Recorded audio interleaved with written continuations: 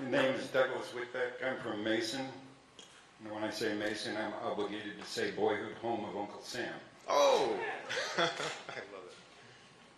it. But regardless of the label, political label after someone's name, Yeah.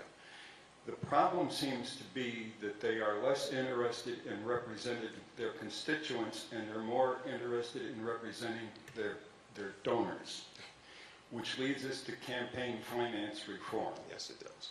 Have you heard of Rainy D? Mm-hmm. So that's where a good place to start. I don't know how you bring it about. It's going to involve the courts. Mm-hmm. Good luck with that. Yeah, but I'll tell you what, when you say, I'm glad you said that, sir, and I agree.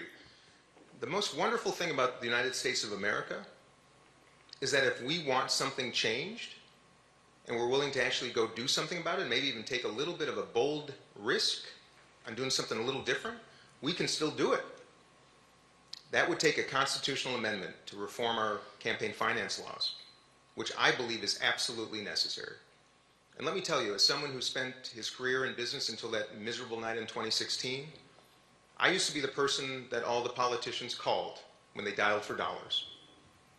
And my goodness, it was abhorrent, it was ridiculous, it was absurd, it was offensive. And then I ran for Congress and I realized, oh my gosh, it's even worse than I thought. Can you imagine being a talented young person who wants to serve his or her country, and there's an opening for a congressional seat in their district in which they were raised, and they're connected, and they're ready to stand up, and they're told that you've got to spend about 75% of your day calling people you don't know, begging for money, and you've got to raise about maybe $6–7 million to do so? Can you imagine? Why do you think we're getting the quality of people in Congress that we are right now? Because it's a horrible pursuit. It didn't used to be that way, and we can fix it.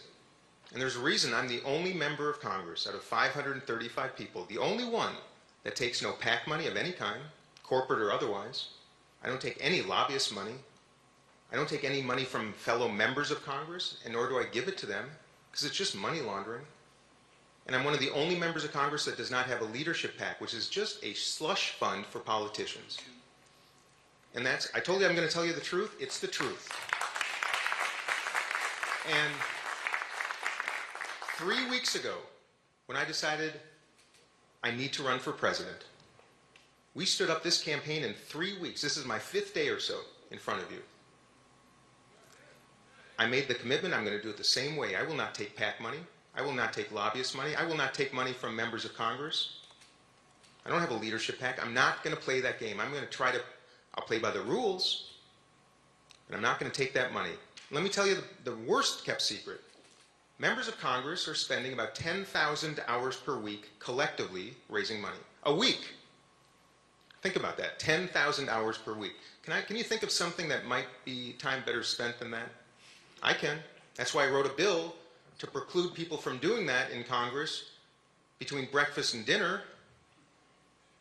You're paying them, I'm paying us. I'm sickened by the fact that I see my colleagues on both sides of the aisle go across the street right after votes, run across the street and get on the phone, dial for dollars, with a consultant standing over them, handing them, and going to dinner at night, 3 events, picking up your white envelope. I find it hard to find colleagues to go out to dinner with in Washington because they're too busy going to PAC events and lobbyist events. I don't do that, so I have some lonely nights in Washington. That's why I have my dog Henry. That's the dirty, sickening truth. Here's the worst part about it. When you're spending 10,000 hours per week raising money, from whom are you raising it?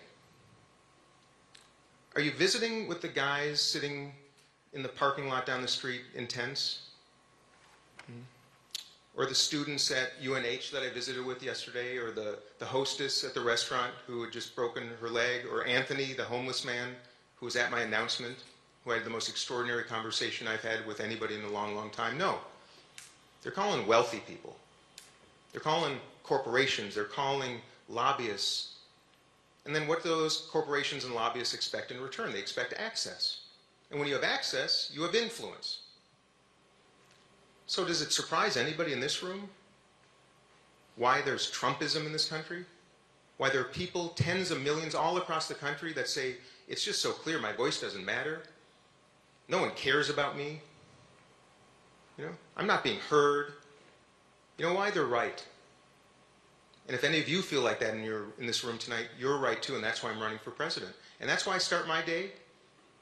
That's why I start my day calling $5 donors to my campaign. And I just asked my staff last night, on the eve of our first town hall in Manchester, New Hampshire, I said to my staff, I want every one of you to spend 20 minutes with me on my bus driving through the state as I call $5 donors. Because I want you to hear their stories. I want you to know who we represent. I want you to know why we're doing this. And most of all, I want you to know when you hear their voices that the person who's parting with $5 from their pocket is giving up a whole lot more than the person who's giving us $3,300. And that's why we're doing this.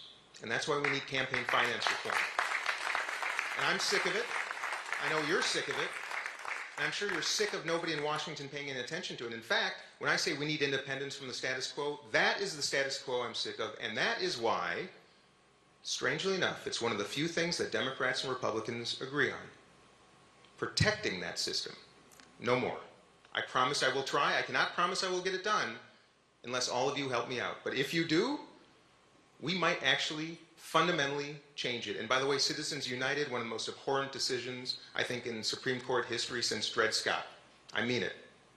It is sickening what that has done to our country, how it has turned over the keys to Congress and to our government, to the wealthy and well-connected. No more.